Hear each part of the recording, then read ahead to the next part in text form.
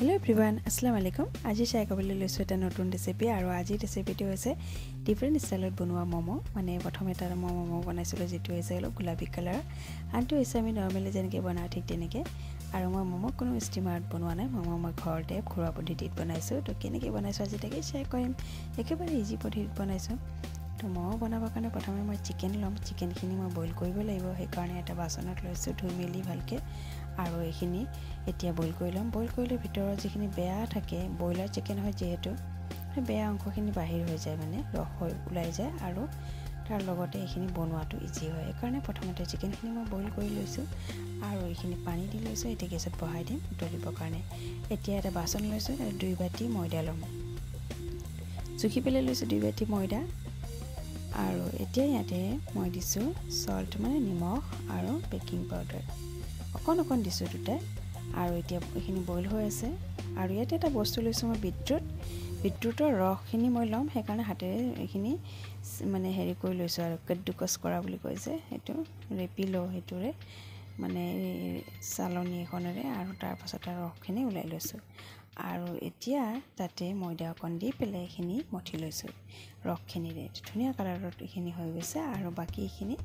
পকা মোমো বনাম যেহেতু হে কাৰণে এখিনি ভালকে মঠি লম এতিয়া তেল পানী দি পেলাই ধুনিয়াকে মঠি লৈছো আৰু যিখিনি মই চিকেন বইল কৰিবলৈ দিছিলো সেই চিকেনখিনি এতিয়া হাতেৰে এনেকে ভাঙি লৈছো কাৰণ চিকেনখিনি অলৰেডি যেটো বইল হৈ গৈছে হে কাৰণে মিক্সি বা কোনো হেৰি দি পেলাই মই মানে মাৰি লোৱা নাই হাতেৰে হৈ যায় কামবিলাক তো পটাপট কৰি লৈছো যেটো ৰমজান মাহ কাম কৰিব কাৰণে সময় বহুত কম থাকে হে কাৰণে পটাপট কৰিব পাৰিলে সোনকালে হৈ যায় কামবিলাক হে কাৰণে এতিয়া এখিনি কৰি লৈছো পটাপট আৰু দেখুৱাই দিছো মোৰ আঙুলিটো কিবা এটা হৈছে চাগে আপোনালোকে দেখি আছে তো অলপ দিন আগতে মানে জ্বলি গৈছিলে হে কাৰণে আঙুলিৰ চাইটা আঙুলিৰে কৰিব লগিয়া হৈছে এতিয়া ডেক্সি বহাইছো এটা তেল দি লৈছো আৰু ইয়াতে পিয়াজখিনি সৰু সৰু কাটি লৈছিলো ডাঙৰ পিয়াজ এটা এখিনি দি লৈছো আৰু লগতে দিছো ইয়াতে বিলাহীখিনি সৰু সৰুকৈ কাটি লোৱা আছিল সেইখিনিও দি লৈছো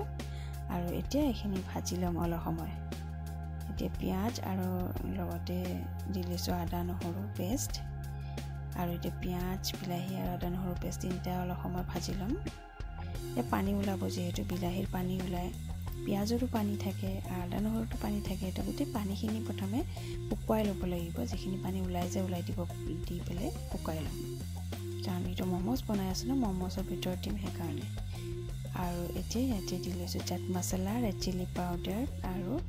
এখিনতে দিছো এখিনি কাশ্মীৰী মিৰ্চ মানে অলপ কালাৰ এটা হ'ব কাৰণে দিছো আৰু নিমখ সোৱাদ অনুসৰি যদি ঘৰত সৰু লছলি আছে তে আপোনালোকে মানে ৰেড চিলিটো স্কিপ কৰিব পাৰে আৰু মই ইয়াতে কেঁচা জলকীয়া কাটিবলৈ কেনে দিয়া নাই মোমোসৰ যেটো আমি ভিতৰত দিও তাৰ পাছতে কি হয় কেঁচা জলকীয়া অলপ ধাৰ টাইপ হৈ যায় কাটিলে সেইখিনিৰে মোমোসখিনি কাট খাই যায় হে কাৰণে মই কেঁচা জলকীয়া ব্যৱহাৰ কৰা নাই আৰু এতিয়া ইয়াতে দি লৈছো চিকেনখিনি যিখিনি মই হাতেৰে ভাঙি লৈছিলো মই গোটেই বস্তুখিনি ঘৰুৱা পদ্ধতিত বনাইছো হে কাৰণে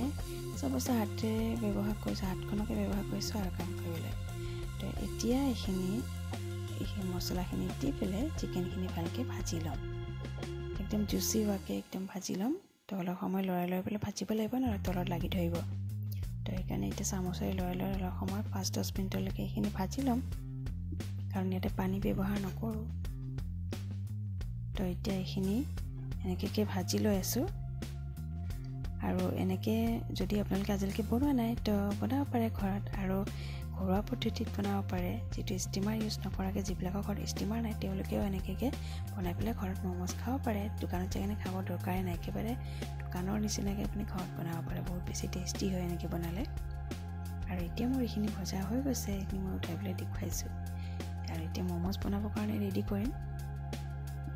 আৰু এতিয়া ইফতাৰী সময় যেটো সময় বহুত কম হে কাৰণে একদম পটাপট কৰিব লৈছো আৰু এখিনি এতিয়া লাৰু কৰি লৈছো আৰু এখিনি এতিয়া বেলি লম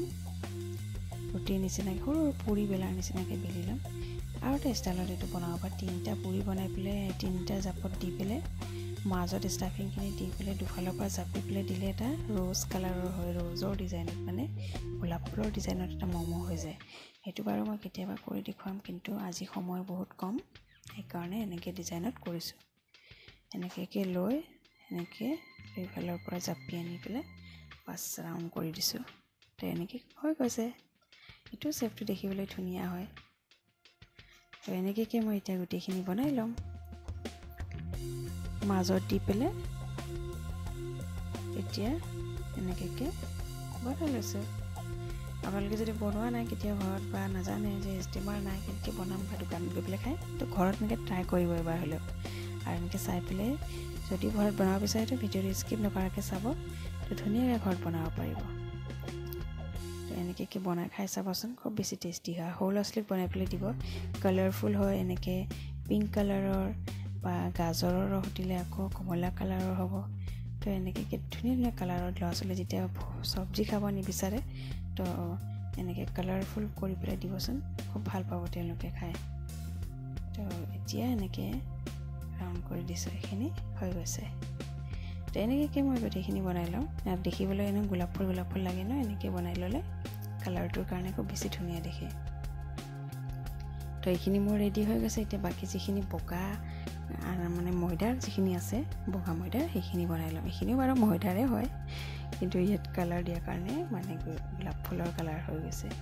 এতিয়া এইখিনি মই বাকীখিনি বনাই ল'ম চেম প্ৰচেছত কেতিয়াবা ডিজাইন দিবলৈ মন যায় কিন্তু এতিয়া সময় কম যে সেইকাৰণে ডিজাইন দিয়া নাই বেলেগ ডিজাইন তো এনেকৈ এতিয়া এইখিনি বনাই লৈ আছোঁ তো চেম প্ৰচেছত এইখিনি বনাই লৈছোঁ আৰু এতিয়া যিটো বইল কৰিব লাগিব ন ষ্টিম কৰিব লাগিব সেইটো কাৰণে এইটো দেখিছে ঘৰুৱা পদ্ধতি বুলি যেতিয়া মই কৈছোঁ এনেকৈ চালনী এটা লৈ ল'ব তাতে এটা কাগজ যিকোনো কাগজ বা বগা কাগজো দিব পাৰে টিচু বুলি কথা নাই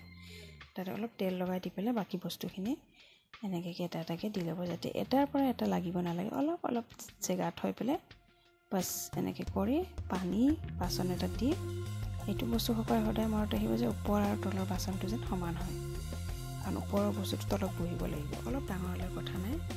বা অলপ সৰু হ'লে কথা নাই ডাঙৰ নহয় নে সৰু হ'ব লাগে বাছ এনেকৈ বহাই দি পেলাই ওপৰৰ ঢাকনিখন বহাই হৈ গ'ল এতিয়া বাকী যিখিনি আছে সেইখিনি মই বনাই লৈ আছোঁ তো এনেকৈ মই এতিয়া গোটেইখিনি বনাই ল'ম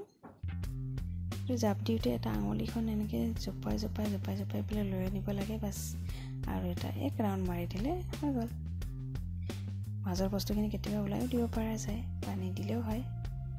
তো এনেকৈ মই এতিয়া গোটেইখিনি বনাই লৈছোঁ ধুনীয়া ডিজাইনত